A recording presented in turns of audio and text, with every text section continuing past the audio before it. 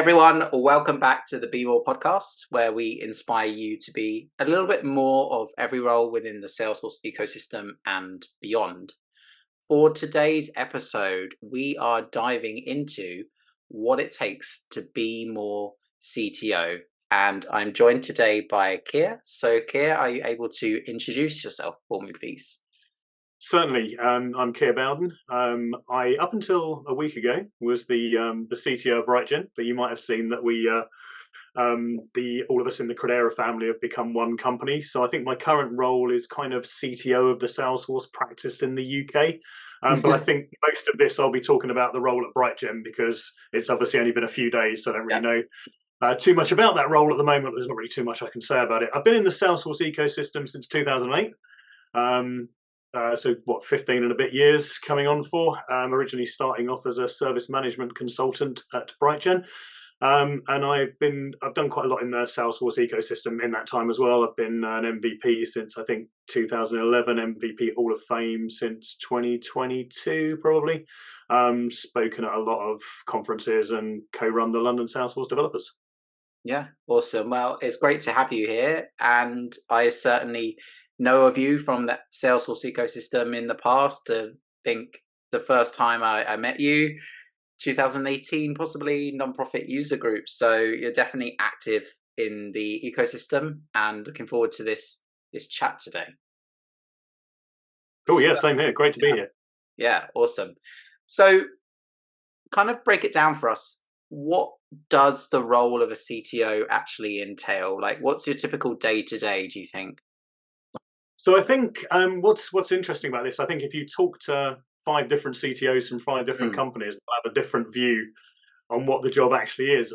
Sometimes it's a very sales and commercial focused role, which wasn't the case for me. Mine was far more a technical role. So I kind of used to call myself the chief technical officer as much as the chief technology officer. And a Yeah. lot of that was because I had good hooks into Salesforce product teams through the MVP program and other just historical relationships. And I come from an enterprise development background.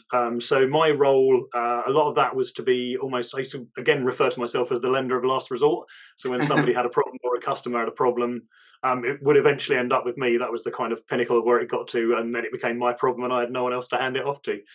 Um, and also within BrightGen, because we were very big on building applications as well, not Mhm. app exchange offerings, but more accelerators from the SI perspective.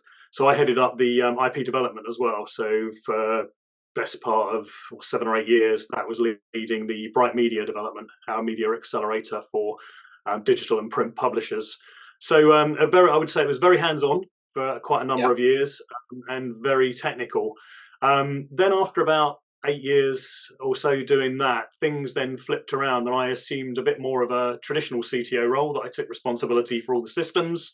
I also took on responsibility for the graduate program, our relaunched graduate program after the COVID pandemic finished. We kickstarted that. And generally kind of having a lot of the techies report into me at that point in time. And that probably more interest in terms of Salesforce relationship from a selling perspective then as well. Then in 2021, we got acquired, and I moved into a very traditional CTO type of role then because I was leading the migration of the technology infrastructure, moving us off of our previous tools and systems onto Omnicom systems. So that was kind of back to the days of network diagrams and Yeah. configuring switches and DNS records and things like that. So I'd say at the moment I'm leading on the AI side of things for BrightGen. So I'm spending time playing around with Prompt Builder and Copilot, talking to customers about that, talking at events, and also because of the way we're merging in with the rest of Credera, I'm also spreading the word about Salesforce to our Credera colleagues both here and across the pond. Right. Awesome. Well, it sounds like you've got a fair amount of stuff on your plate there. You know, Indeed, you definitely must keep yourself busy and out of trouble. And I think very it's true. great. It's great that you kind of get to play with some of the new technologies as well, like the prompt builder. So that's good to hear. Kind of spinning kind of what you said almost back on you a little bit, but you lent on potentially at some point, not sure if you're kind of playing this role right now, but being a technical escalation point. and Yep. ultimately, if there's a problem, people come to you and you try to help them. What do you think are good qualities to have in somebody that's playing that role? Because I think for me, sometimes I'm that on my projects, like as a solution architect, and I guess there are a number of different people that kind of play that role in the ecosystem. What do you think are like qualities of somebody that is that kind of escalation point? I think it's you need to be a good communicator because you need to know the right questions to ask to get to the bottom of what is actually happening. Generally speaking, people won't come to you with necessarily a clear description of what Yeah. problem they're trying to solve. It'll just be, what's actually going wrong at this point in time. And often it's quite handy just to take a step back and say, well, what are we actually trying to achieve here? Just to make sure that we're going about it the Mm, right way. Um, Sometimes I think it also helps if you have your finger on the pulse of what is going on in that particular space with Salesforce, because there are known issues. It may well yeah. be an existing problem that you've heard about before. And I think the other thing is that sometimes it'll be a technical problem where maybe there is an issue. It's being able to think of a workaround. Okay, this is causing us a problem. Maybe we don't have time to fix what it is. Maybe that's a bigger change. So what Mm, can we do to work around it? So I think being pragmatic is a really key skill for this, because I think it's really important that it's done is better than perfect. I would say if you're in that kind of situation, but a lot of the time, for me, it'll be escalating to Salesforce as well. I'll be looking at it, checking it out, trying yeah. things, and saying, "Yeah, you're absolutely right. That doesn't work." Sometimes I'll be fixing things, but sometimes I'll be escalating. Yeah. Okay. Awesome. And it's no surprise to me that communication skills there are really important, because ultimately you kind of got to play a little bit of a active listener, but also effectively communicate with people as well, whether they're colleagues, people at Salesforce, clients, other partners. That part of it I think is really important. And I guess those skills help you within your CTO role as well, right? Absolutely. I mean, communication is absolutely key. I think it's important to be able to communicate really at all levels. You need to be able to communicate at the coalface, understand what's happening, explain what's happening, and then you may need to, explain the issue that you've just seen with someone who's in VS Code showing Yeah. you their code. You may need to go and explain that to a CIO, what that means in terms of their business. So they're not interested in the fact that maybe we've got an Apex trigger where we've got a problem with that and it's throwing a null pointer exception. That means nothing to them. They need to understand the impact on their business, whether that's something they can live with or as the workaround. What do we do at that point in time? And I think if you're certainly when you're communicating problems, it's always much better to go in and communicate a problem and some potential solutions. If you just go in Mm, and say, look, it's broken. What do we do? We all just stand here and look at each other. It yeah. should really be, this has happened, but here's some potential solutions. What I'm here to talk to you about is let's decide on which one we want to do. We don't want to go to a customer and make them the owner of the problem. We want to bring them a solution. Mm, yeah, definitely. And I think that's a great way to soften the impact of a problem as well, because you kind of come not only with the problem, but with a potential workaround or solution as well, don't you think? Absolutely, yeah. I think you need to be I think you need to be honest. You need to say Mm, if there is a problem and why that has occurred. It's always good to get that kind of information out as quickly as possible. But then, yes, very much jump into uh, what the potential solutions are, and also you've got to be able to compare and contrast those solutions. You've got to be able to explain again in somebody else's terms potentially what the impact of picking one over the other, what the pros and cons are. And I think that's really important to be able to do that and make sure that when you're asking someone to take a decision, you've given them all the information mm, that they can possibly need in order to take that decision. yeah, perfect. And I think kind of leaning on to like the Salesforce flavor of it as well. Hopefully you agree with this, but there isn't necessarily a clear cut right or wrong way either. There's like pros and cons of doing things, and you kind of almost have to work with, if it's a client, with the client and try to help them make an informed decision. Do you think that's kind of part of it too? Yeah, I do. I think especially in the consulting space as well, you're Mm, often in a situation where there is an existing system that's been built there, And if it's a mature role, that may have been built 10, 12 years ago, and it may have been built by a company that no longer exists. Yeah. And it will reflect the technology present in Salesforce at that time. So you have to work within those constraints and within those boundaries. It's no good going in and saying we'll just throw everything away, pay us £5 million, and we'll rebuild it all, and hopefully we won't break it all. You need to be coming in with a solution that's going to work with that particular technology, and that might be going into something like Visualforce, I guess. Hmm. Something along those lines, which is, that's the nature of consulting, is sometimes you're going with some of the older technology, but it's in place, it's working, and there are just some changes needed to that rather than a wholesale rebuild. So I think that's important as well in kind of not getting too carried away with everything must be built using the latest technology. Sometimes you have to work with what's there.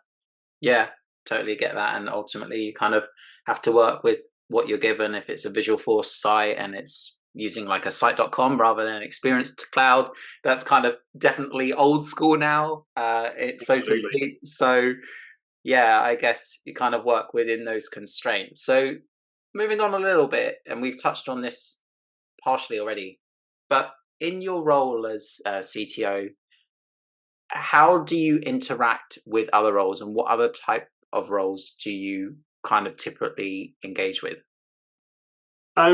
That's an interesting question. So I'll typically engage with the rest of the C-suite, because it is Hmm. a leadership role. So there is the kind of running of the business aspect of it, as well as the technology side of things. Definitely interacting with everyone in the technology side of things. Um, because again, I'll often be running training. I'll be trying to find out what additional information people need, spreading news that I've heard from Salesforce, etc. Yeah.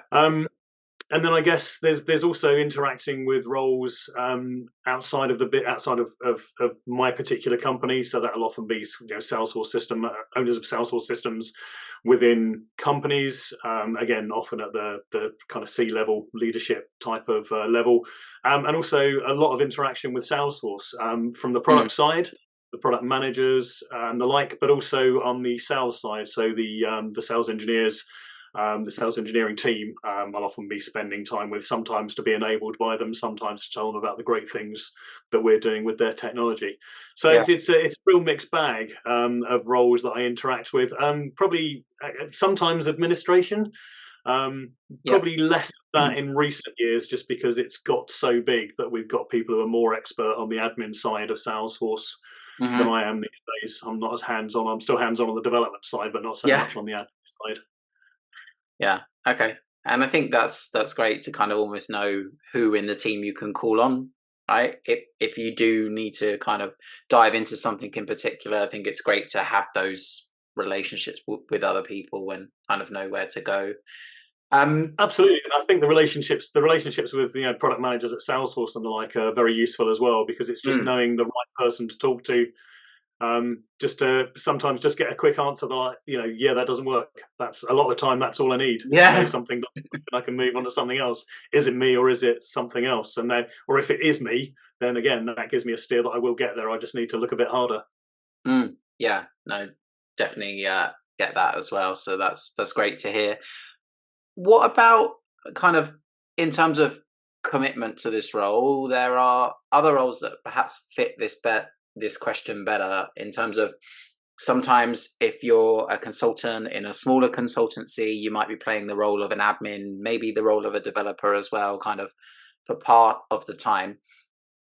In your role, you're obviously playing that role all the time in your working day. I guess kind of how it varies for you. Maybe you're just wearing lots of different hats, right? Do you think that's a fair summary? Well, I can talk a bit about what it was like when I first. So Mm. we're Brighton, by the time we were acquired, was a very different company to the one that I became CTO of back in, I think it was towards the end of 2011.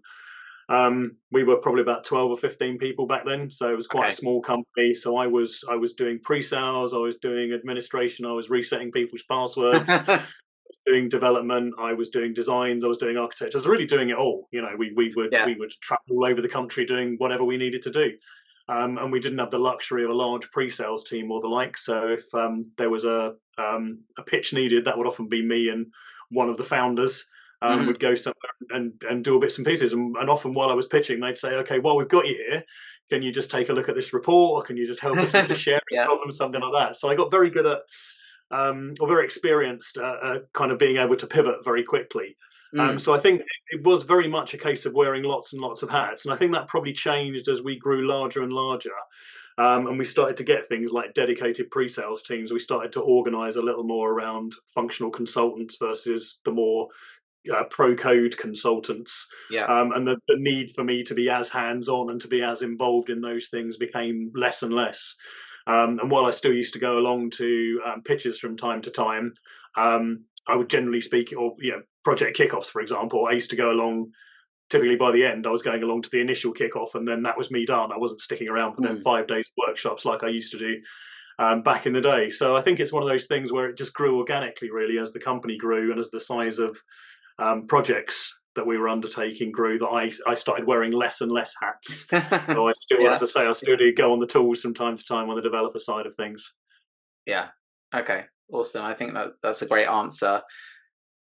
Moving on a little bit, but if there was somebody listening to this or watching this and they were thinking about pursuing a CTO type career path, or perhaps they're already on their way to become a CTO, what tips, advice would you give to them?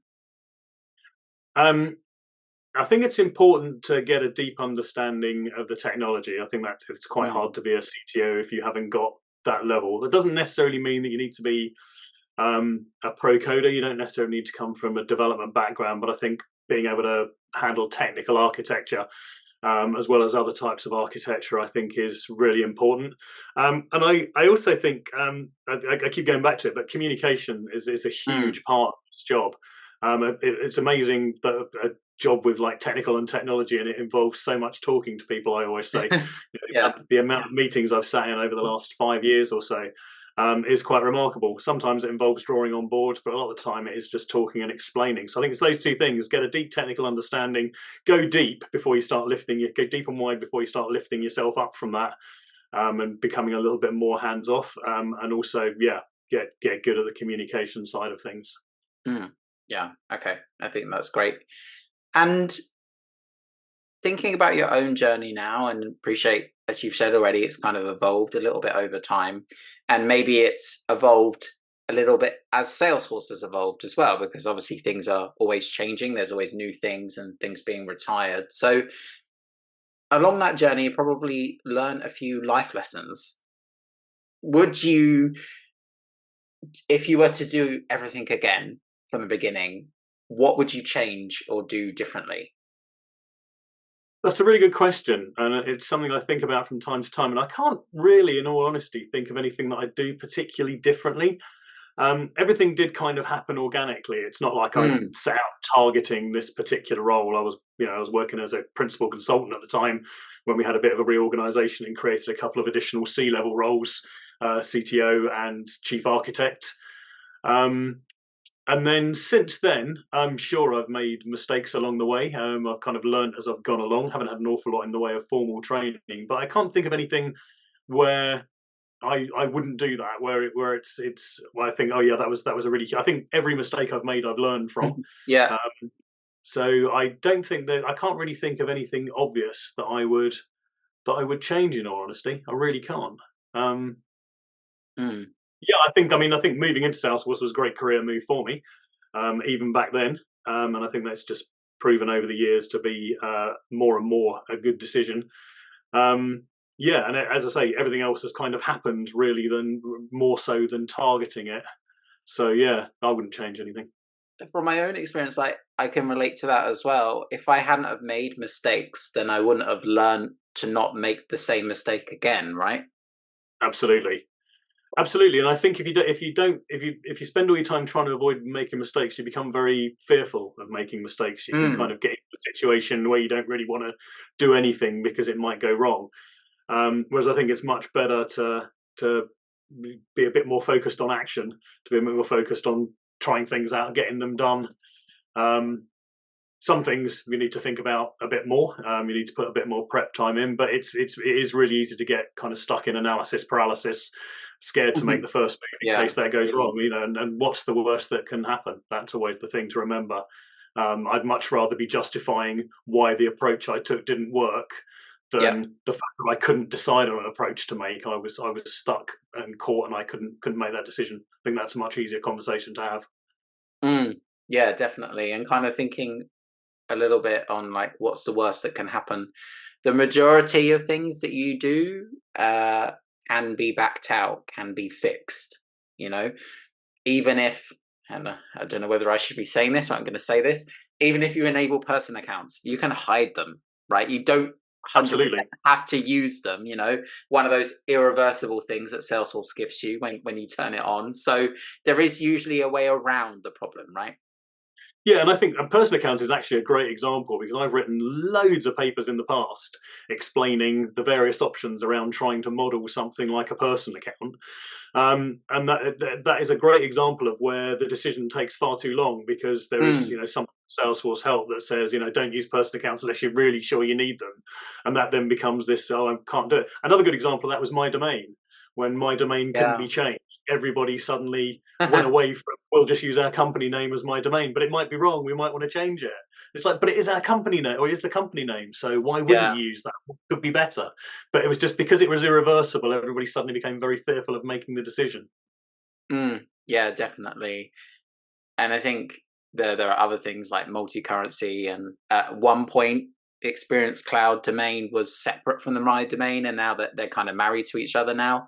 Um, I remember, yeah, that umming and ahhing of, oh, should we call it this? Should we call it that?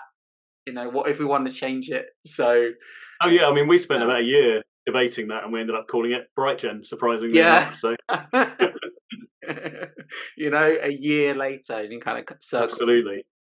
somehow circle all the way back. Yeah, I can relate to that as well. Kind of appreciate we touched on this a little bit already, but what do you think are the key skills attributes to be a CTO? We've already touched on like communication skills and Yeah. technical understanding. Do you think there's anything else that comes to mind? Well, I think part of communication is being a good listener. Once you get to Mm. a senior role in technology, it's very easy to fall for the old "not invented here" type of syndrome, and take the view that's not how I would have done it, therefore it's wrong, and I don't need to hear anymore. It's just a lot of people fall into that habit of, I've this is a problem. I've thought of a way we can solve it. You haven't solved it that way, therefore it's wrong. And Yeah. you need to be much better at. I think one of the key skills is to be listening to someone's solution, understanding the solution, critiquing the solution, because it might be better. It might be as good as you Mm. as you mentioned earlier. There's loads of ways. There's often multiple ways to do things in Salesforce. One isn't necessarily better than the other. So yeah, I think it's important to listen to people, and to understand what they're proposing. I think it's also important to, from a kind of managing point of view, I've always felt it's important to give people some freedom, give people some agency. So don't micromanage them. Don't tell them Mm. exactly how to do something. Simply give them the problem. Maybe give them a couple of pointers. Feels like this might be a good case for Lightning Web Components, but you have a look, etc. I think that then leaves people with the creativity that they desire in their role, rather Mm. than being Yeah. told build this way, press these keys almost because that's what I say is the right way. I think it's much Yeah. better to leave people to it. But when you're doing that, I think it's also important to have regular check-ins so that you can have the solution explained, because it might be there actually is a reason why one approach isn't, or a particular approach isn't going to work. Hmm. Yeah. So it's good to get sight of that early rather than letting someone get too far down the build before pointing out, oh yeah, I knew that. If you'd have asked Yeah. me, I could have told you it wouldn't work. So we don't want that either.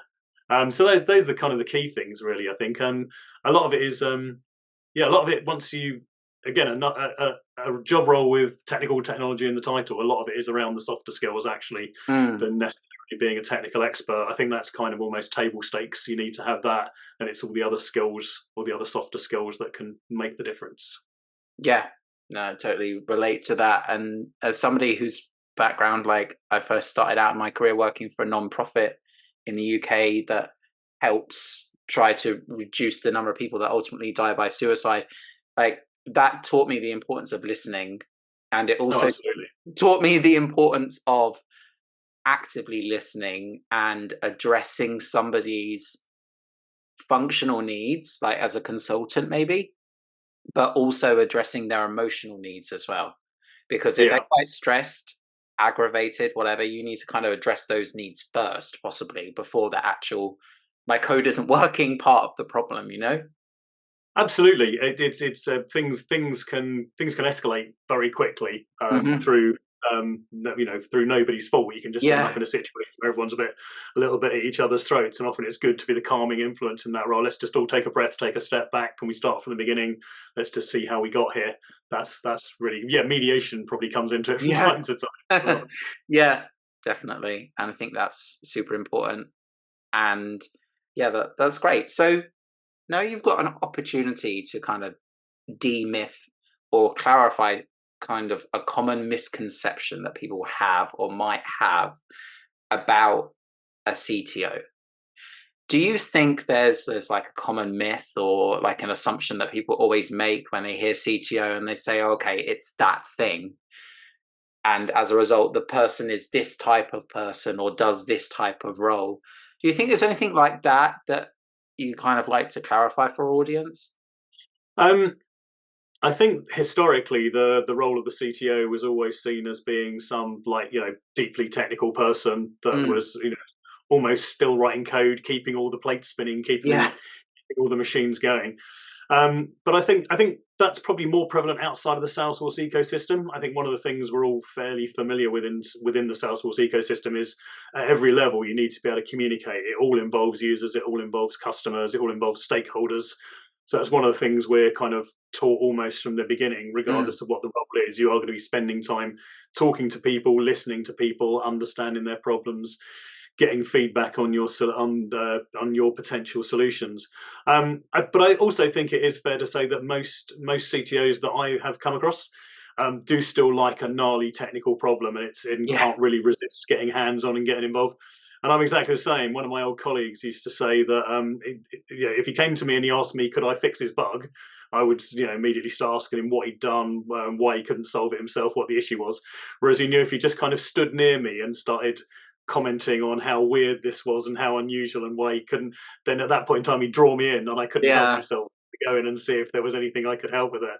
So I think there's probably an element of truth that we've all got a bit of that within us, but I think it's far less technical, I think, than it used to be back in the day. What is a great way for people to connect with you? Do you have any particular content out there that you'd like to share or other resources? So the best way to connect with me is on LinkedIn. That's kind of where I spend an awful lot of my time now. That's probably where I spend the majority of my time on social media is on LinkedIn.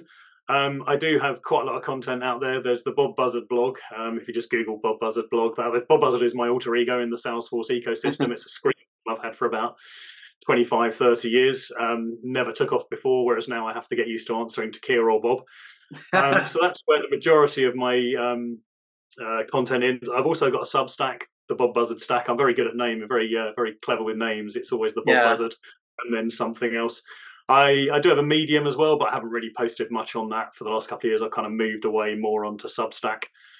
Those are probably my key things. And yeah, anything interesting that I do, anything on my blog or on my Substack always gets cross posted to LinkedIn anyway. So LinkedIn is probably the best place to find me and get hold of me.